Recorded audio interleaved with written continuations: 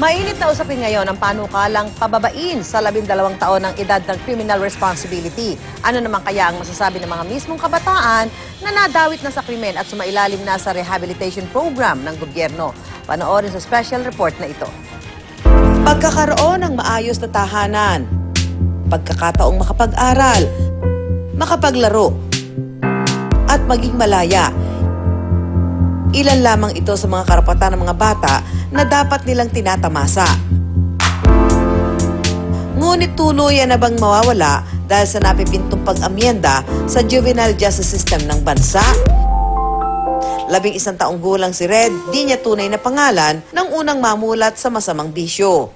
Nung naranasan ko po nung 11 years old ako, nung sabi sa akin ng lola ko, hindi na daw nila ako kayang buhayin, kaya gusto na daw ako ibalik sa nanay ko. Nung ibinalik po ako sa nanay ko, naglayas po ako yun. Tumakbo po ako sa mga tropa ko, naglayas ako. Tapos nung mga tropa ko po, nagsusolvent. Naranasan niyang magbabalik-balik sa mga shelters dahil sa pagkakalulong sa solvent. Kabilang si Red sa higit 5,000 kabataan na nasa pangangalaga ng iba't ibang shelter sa buong bansa.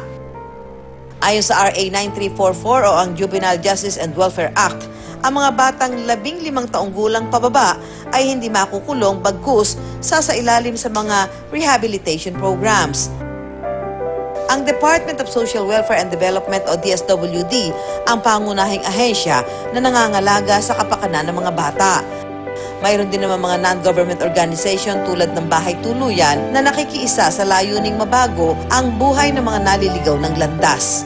So, yung Bahay Tuluyan, isa siyang non-government organization. So, yung kinikita ng Bahay Tuluyan, yung mga children in need of special protection, o yung tinatawag natin na CNSP. So, yung mga bata, pumupunta rito, tinuturuan namin, pinapakain, may emergency shelter din kami. Disyembre 2017, nang voluntaryong pumasok si Red sa Bahay Tuluyan.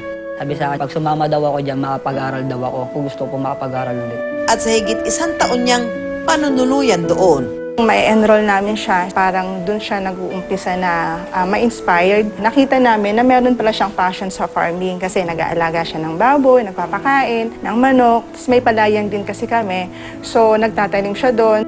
Nakabangon na raw si Red sa bangungot ng nakaraan at ang kanyang payo sa mga kabataang naliligaw ng landas.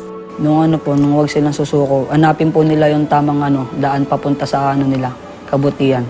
Ayon kay Dr. Camille Garcia, isang clinical psychologist, nararapat na isaalang-alang ang kaisipan ng isang bata na lumabag sa batas.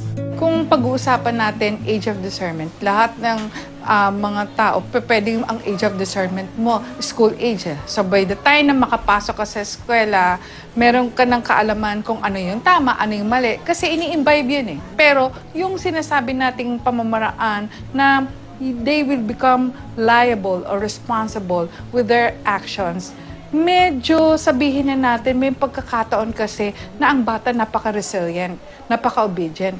Malaki at matindi raw kasi ang maaaring epekto nito sa kanilang paglaki. So magbi-build up siya, anxiety, tension, depression. And then pag ano gagawin? O mag-hunger strike yung bata. Ang hirap-hirap na nung ibang mga tao. Tapos ganyan pa yung mararanasan. Naway sa huli, may sulong ng nakararami ang karapatan ng kabataan para sa kanilang maayos na kinabukasan.